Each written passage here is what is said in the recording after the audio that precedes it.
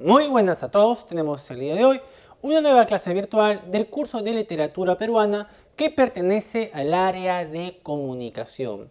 Ya en la clase pasada hemos visto la figura y el emblema de José María Eguren y todo el simbolismo que conlleva su poesía.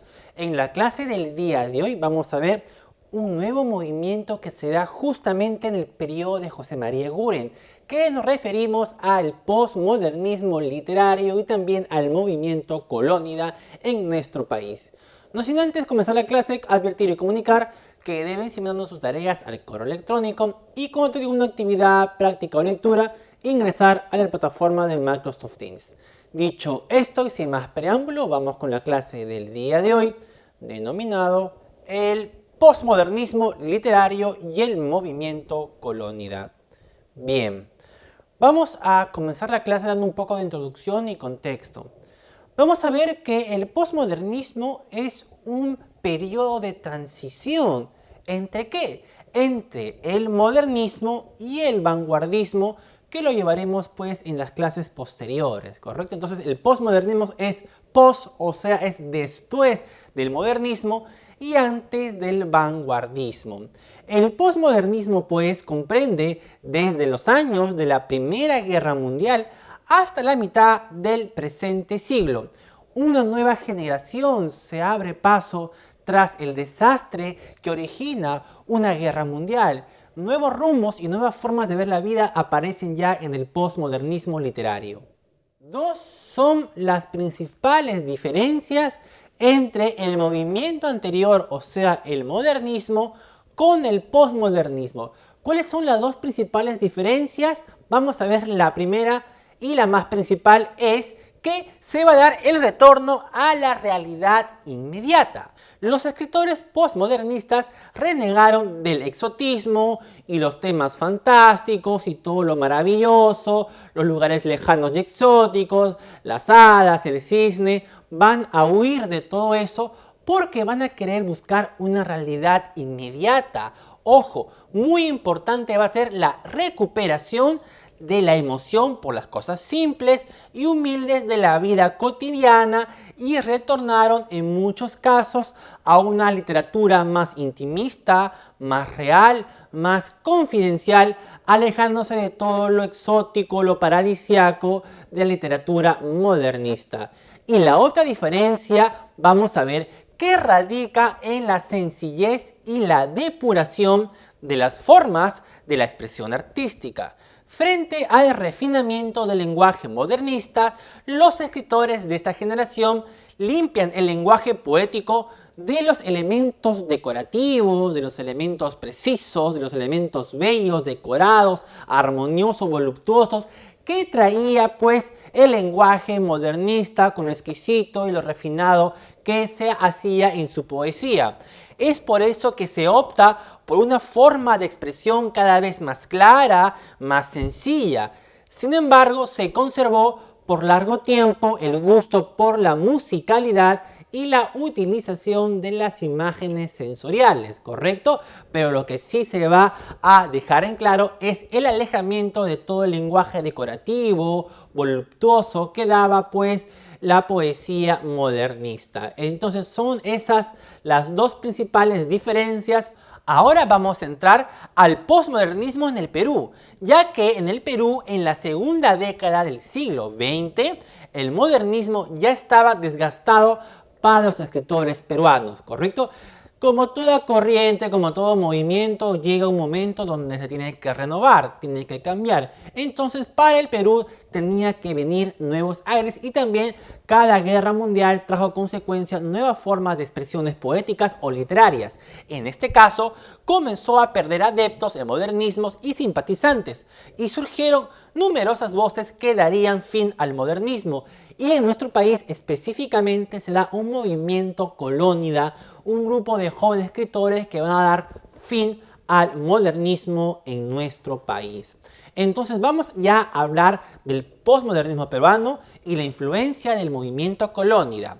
El literato peruano se aleja de las formas grandilocuentes, refinadas del modernismo para estar más acorde con su realidad.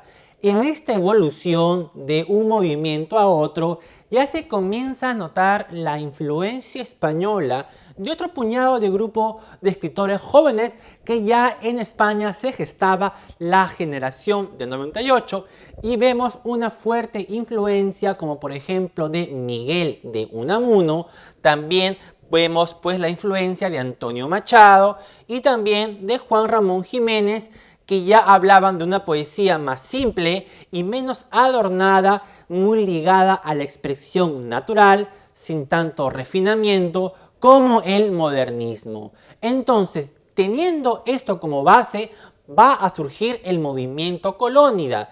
¿Qué fue el movimiento Colónida? Aparece pues un grupo de jóvenes amantes de la letra que van a gestar un movimiento de transformación postmodernista expresándose en la revista Colónida. Colónida fue un movimiento y a la vez una revista que surgió en el Perú aproximadamente en los años 1910 a 1920. 10 años del movimiento Colónida, que va a surgir un producto. ¿Cuál va a ser? La revista, que fue publicada en el Perú en el año 1916, que únicamente tuvo 4 ediciones, ¿correcto? Pero acá lo más importante del movimiento Colónida o del postmodernismo peruano fue que absorbe las profundas inquietudes y transformaciones que se dan luego de una gran guerra mundial. La revista, cuyo director e inspirador fue el autor Abraham Valdelomar, este escritor también llamado el Conde de Lemos, que a este autor lo vamos a ver en la siguiente clase que viene. Pero sigamos con el postmodernismo. Aunque solo se publicó 4 números en la revista Colónida, se agrupó a un conjunto de escritores que se caracterizaron por su espíritu joven, jovial y renovador. Ellos van a criticar a la burguesía, a todo lo conservador que daba origen al postmodernismo peruano. Muy importante es que eran individualistas y encontraban gran placer en escandalizar, como ya dije anteriormente, a los conservadores y burgueses. En resumen, los colónidas estaban contra toda rigidez literaria y normas académicas, no solamente con el modernismo, sino con todo lo que venía antes del modernismo. Ojo al dato con ello. Este grupo colónida no lograr un grupo intelectual sólido y consistente. Sin embargo, su influencia es muy importante a este periodo de nuestra literatura y posteriormente su influencia va a dar origen al vanguardismo peruano, que ya veremos autores como el gran César Vallejo. Esta nueva tendencia va a originar unos representantes que fueron, como ya dije anteriormente, Abraham Valdelomar, que va a ser la cabeza o director de este movimiento.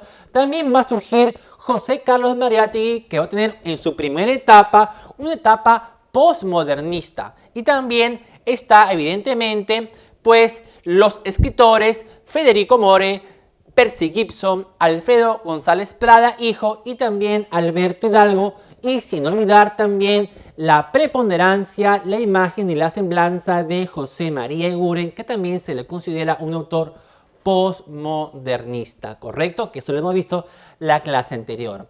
Para finalizar, vamos a concluir una frase que dijo José Carlos Mariátegui, recordando que José Carlos Mariátegui tiene una etapa inicial postmodernista, pero luego se va a alejar de ella. José Carlos Mariátegui dice acerca del grupo Colónida lo siguiente. Dice: Colónida representa una insurrección contra el academicismo y sus oligarquías en la literatura y en la cultura peruana. Muy contundente, y esto de acá resumen todo el postmodernismo y evidentemente el grupo Colónida. Va a quedar como actividad justamente investigar una biografía de José Carlos Mariátegui sobre su primera etapa postmodernista, y también va a quedar ilustrar a los representantes mencionados como Abraham Valdelomar, como José Carlos Mariátegui, como Federico More, Percy Gibson y Alfredo González Prada, hijo, no el padre. Entonces, sin nada más que añadir, en la otra clase hablaremos únicamente de Abraham Valdelomar. Dicho esto, nos vemos en la clase de nuestra clase y evidentemente en una nueva clase virtual de literatura peruana. Nos vemos, chicos. Chau, chau, chau, chau, chau.